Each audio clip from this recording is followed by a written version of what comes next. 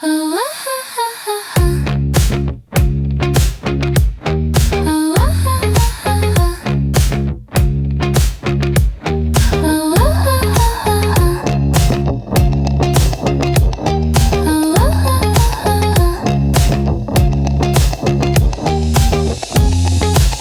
週はテストがあります。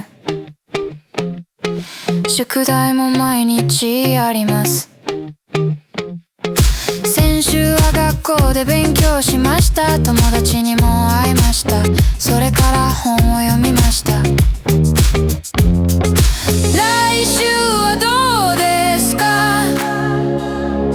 来週は大丈夫です。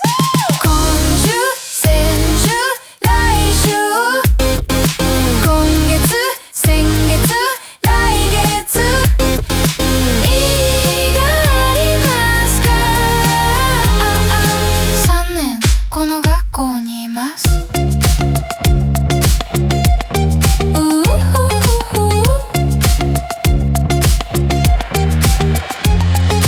今月は忙しいですね。仕事がありました。先月も毎日働きました。でも友達に会いました。